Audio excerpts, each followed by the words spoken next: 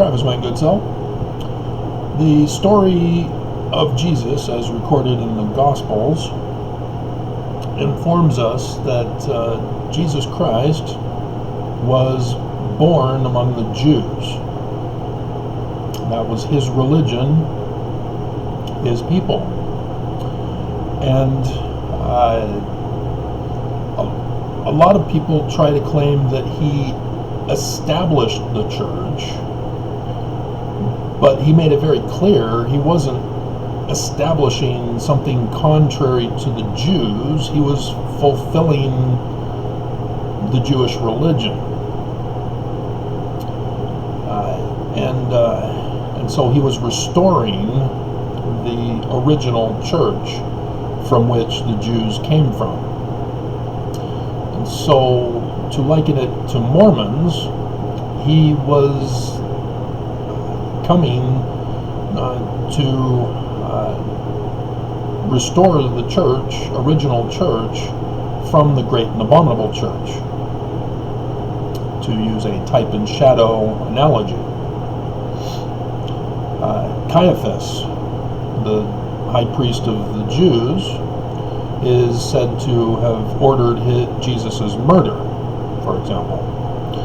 That's not something a true president of the church would do. I would hope Mormons would think that. And so he was on earth to restore the church, not establish the church. He was also trying to restore the original temple worship. He was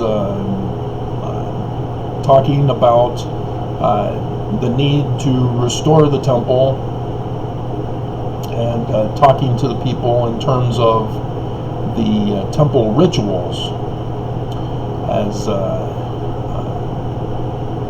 it is made clear when you learn what the original temple rituals were, from which the original church was all about. And Jesus was rejected by his own religion. Not just Caiaphas, but Caiaphas's example passed on down to the regular members of his church. And they were the ones who wanted him dead. They were given the vote, Barabbas or Jesus, and they, wanted Jesus dead. And so Pontius Pilate, washing his hands, had Jesus murdered by his own people, his own religion.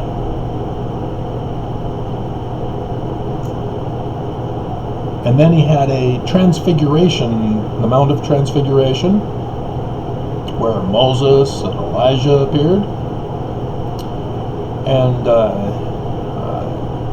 and that's where he received the keys of authority to restore the original church. All of those things were necessary for the story for the restoration of the church. Okay?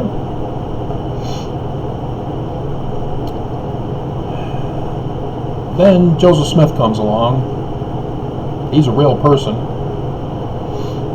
Well documented, confirmed, real.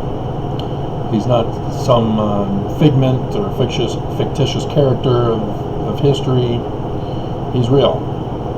Many of us descend from his father, through Hiram mostly, because Heber C. Kimball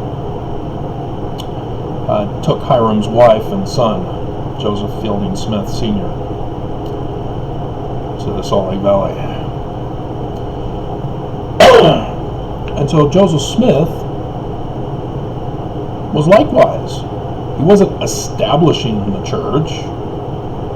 He was restoring it. That's pretty clear. The fullness of the restoration is a term that gets thrown around. Joseph Smith restored the temple. Had the Kirtland Temple built. And then, guess what happened in the Kirtland Temple? Oh, Transfiguration. Moses, Elijah. Yeah, Joseph Smith gets the keys of the first presidency. Section 107.91.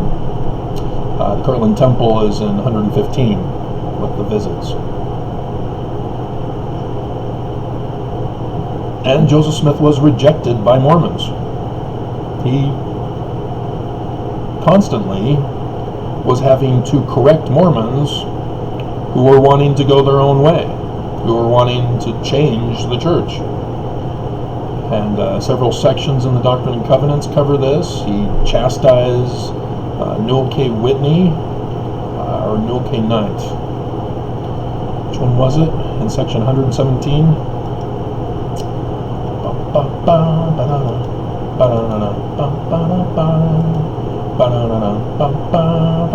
Newell K. Whitney, yeah, I was right the first time. Be ashamed of the Nicolaitanian band and of all their secret abominations.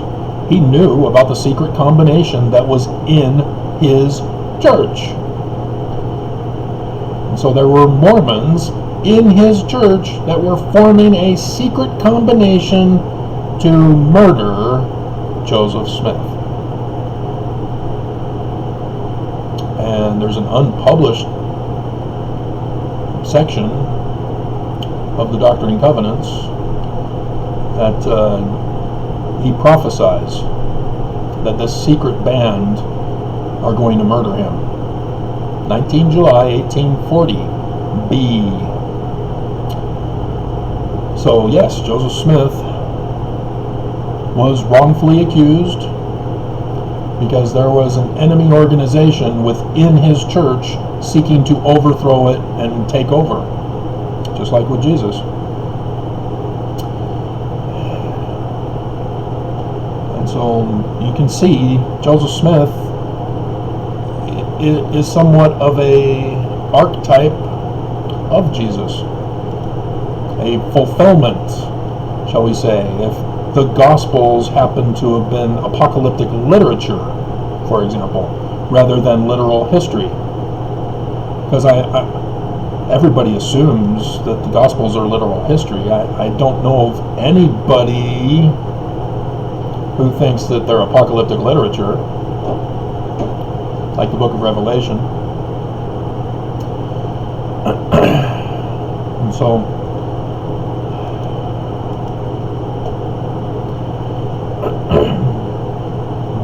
yeah, no. Huh.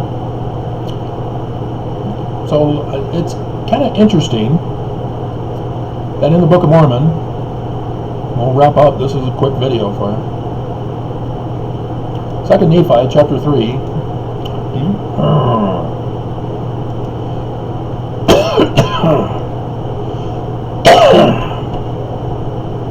Had to close the windows.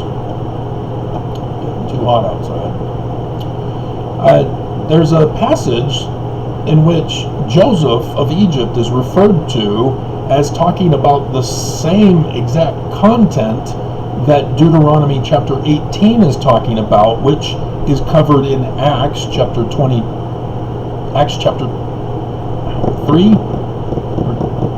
Right? Let's see if they've got the reference in here. I don't see them doing that. Shame on you, footnoters. Come on. Are they not going to do it at all? They purposely are keeping it a sacred secret from you. You have to know the other. There. Oh, that's. Oh, no. That's in the right. That's Doctrine and Covenants. That's not Deuteronomy. Yeah, they do not put it in here for you. And Joseph Smith history, but that's verse 3, not where Nephi is talking to Joseph Smith. Yeah, they do not reference it. Acts chapter 3, I believe, the third chapter of Acts. Joseph Smith is talking about Old Testament passages about the latter days, and then throws in an Acts. But Acts is referring to Deuteronomy. So instead of putting Deuteronomy, they have us go through Acts to get to Deuteronomy, because he says Acts was precisely quoted.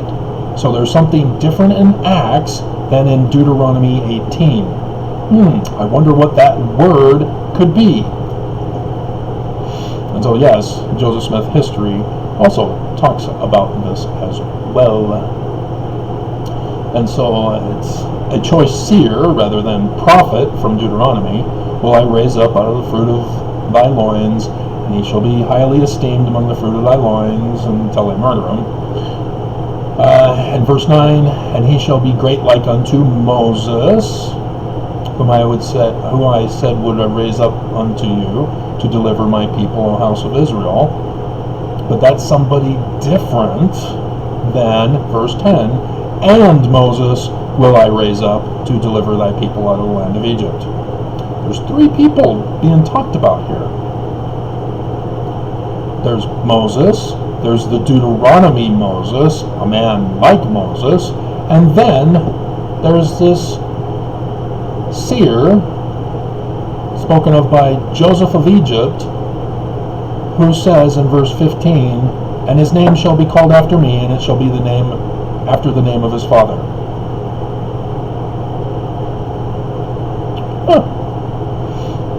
So yes, then we would go to Doctrine and Covenants, section 103, to see the man like Moses that is being referred to in Deuteronomy and Joseph Smith history and the Book of Mormon. Verse 16, therefore I will raise up unto my people. Who's my people? That Joseph is referring to here. A man who shall lead them like as Moses. And what is the keys of Moses again? And so Joseph Smith history, to close it all up, to again give a different presentation of the same material I've been going over with you, hoping somebody would catch on. Yeah, third chapter of Acts, 22nd, 23rd verses.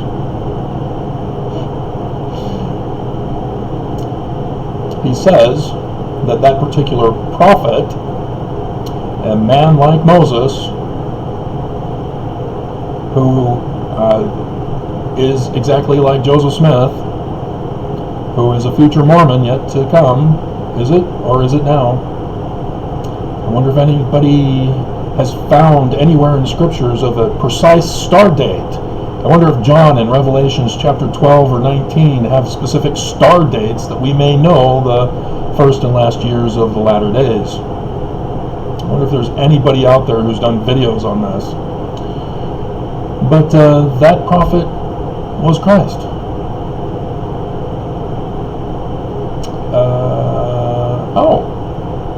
So Joseph Smith is the Christ. But that's blasphemy. Heresy. Evil. False Christ. Right? Because our Christ is Jesus, who restored the church, restored the temple, was rejected by his Mormon members, and was given the keys from Moses and Elijah. A man like Moses. Yeah. Joseph Smith is the Christ. Just not the Christian Christ.